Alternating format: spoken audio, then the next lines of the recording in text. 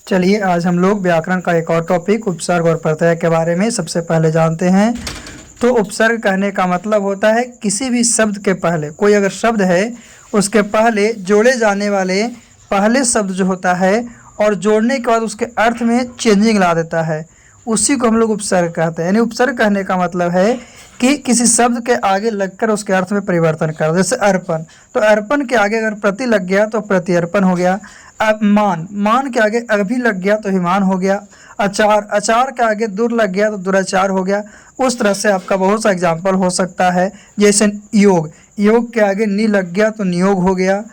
उस तरह से आपका उपसर्ग है। यानी उपसर्ग कहने का मतलब वह शब्दांश है जो किसी शब्द के आगे लगता है और आगे लगने के बाद उसके अर्थ में क्या करता है, परिवर्तन करता है।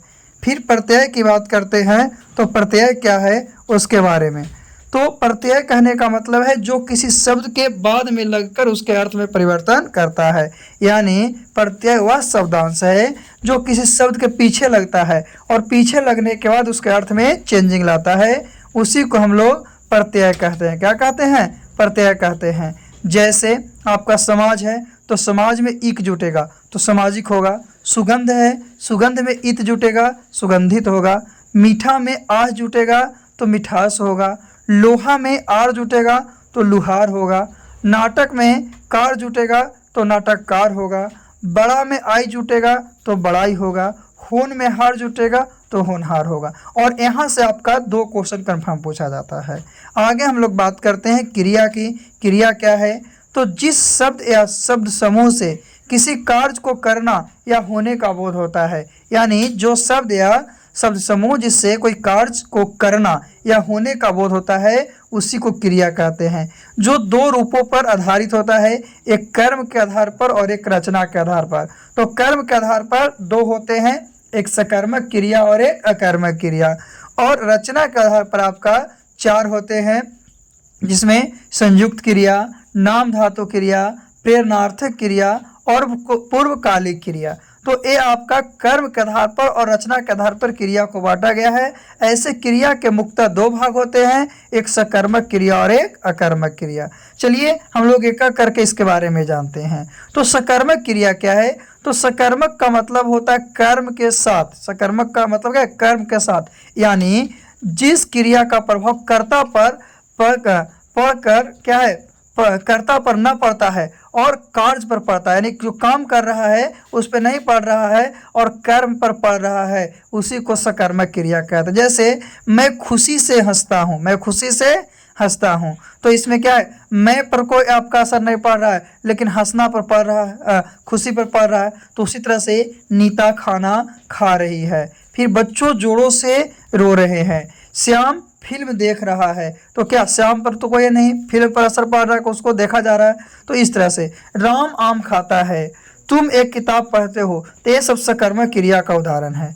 आगे अकर्मक क्रिया। तो अकर्मक क्रिया का मतलब होता है कर्म के बिना, कर्म के बिना, यानी जिन क्रियाओं को कर्म की जरूरत नहीं पड़ती, जिसमें ऑब्जेक्ट नहीं होते हैं, वो सब के सब क्या है, आपका कर्मक क्रिया है। यानी जो क्रिया प्रश्न पूछने पर कोई उत्तर नहीं देती है, प्रश्न पूछेंगे और कोई उत्तर नहीं देगा, उसी को कर्मक क्रिया। जैसे कि वह जगता है, वह जगता है, एक कूदते हैं, सोना चमकता है, पक्षी उड़ रहे हैं, बच्चा हंस रहा है। इस तरह से जो तैरना हो गया, कूदना हो गया, सोना, ठहरना, उछलना, हंसना, क्या बोलना, खिलना, है ना, बैठना, उठना, तो ये सब किसमें आएगा? अकर्मक क्रिया में आएगा, जिसमें आपका कर्म की जरूरत नहीं पड़ती है। और जब कर्म की जरूरत नहीं पड़ेगी उसी को हम लोग क्या कहेंगे? अकर्मक क्रिया कहेंगे। चलिए अकर्मक क्रिया के बाद हम लोग आगे बात करते हैं संयुक्त क्रिया की। तो संयुक्त क्रिया किसको कहते हैं? कि जो क्रिया है 2 या 2 से अधिक धातु से मिलकर बनता है। 2 या 2 से ज़्यादा धातु से मिलकर बनेगा, ओकरे संयुक्त क्रिया कहते हैं।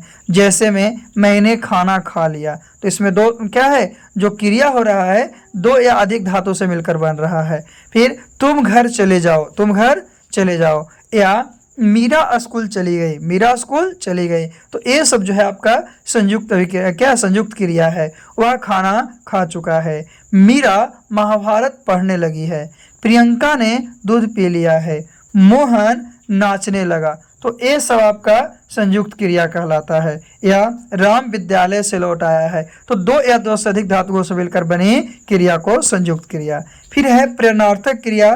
तो जिस क्रिया का प्रयोग से यह पता चलता है, जो क्रिया का यूज करते हैं उससे पता चलता है कि कर्ता खुद कार्य नहीं कर रहा है, करके किसी और से कार्य करवा रहा है, अपने नहीं कर रहा है लेकिन कोई और से करवा रहा है, या किसी और को कार्य करने के लिए प्रेरित कर रहा है, प्रेरणा दे रहा है, उस प्रकार के क्रिया को हम लोग प्रेरणार्थक क्रिया कहेंगे। जैसे करवाना, कटवाना, पिलवाना, पढ़वाना, लिखवाना, खिलवाना इत्यादि। जैसे मालिक नौकर से कार साफ करवाता है, तो मालिक जो है काम करवा रहा है लेकिन किससे? नौकर से करवा रहा है, तो अपने खुद नहीं कर रहा है बल्कि किसी और से क्या कार्य को करवा रहा है। जैसे अध्यापक बच्चे से पढ़वाते हैं, तो अध्यापक अपने नहीं कर रहा है लेकिन बच्चे से वो काम करवा रहा है। तो आगे नाम धातु क्रिया, क्रिया को छोड़कर संज्ञा सर्वनाम या विशेषण से मिलकर बने संयुक्त क्रिया। क्रिया को छोड़ दिया और संज्ञा सर्वनाम या विशेषण से मिलकर बन गया, उस प्रकार से बने क्रिया को नाम धातु क्रिया कहते हैं। यह धातुओं के नाम से बने होते हैं, इसीलिए इसे नाम धातु क्रिया। जैसे कि हाथों से हथियाना है ना, अपना से अपनाना, लज्जा से लजाना, बात से बतियाना, शर्म से शर्माना, दुख से दुखना, चिकना से चिकनाना, लाठी से लठियाना। कहने का मतलब है हाथ है तो हाथ से कन्वर्ट होकर हथियाना में चल गया, तो क्या ये संज्ञा सर्वनाम की विशेषता को बतलाने लगा।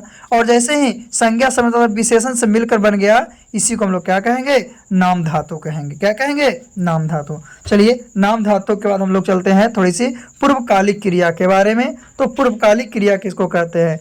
तो जब कर्ता एक काम को समाप्त करके तुरंत दूसरे काम में लग जाता है, एक काम को किया और करने के बाद तुरंत दूसरा काम में लग गया, तो तब जो क्रिया पहले समाप्त हो जाती है उसी को हम लोग क्या कहते हैं? पूर्वकालिक क्रिया का। जैसे कि पुजारी जी ने नहाकर पूजा की, तो नहा लिया तो नहाने का काम तो हो गया, और नहा लिया तो ये पूर्वकालिक क्रिया हो गया। क्यों? क्योंकि पुजारी ने नहाकर क्या की?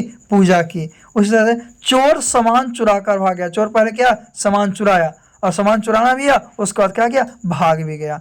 फिर है विद्यार्थी ने पुस्तक को देखकर उत्तर दिया, वह खाकर सो गया। फिर है लड़कियां पुस्तक पढ़कर जाएगी। तो ये सब उदाहरण जो है और भी दिया गया है, ये सब आपका पूर्वकालिक क्रिया का उदाहरण है। लास्ट क्रिया आपका क्या है? तो लास्ट क्रिया आपका है सामान्य क्रिया। तो जिस क्रिया के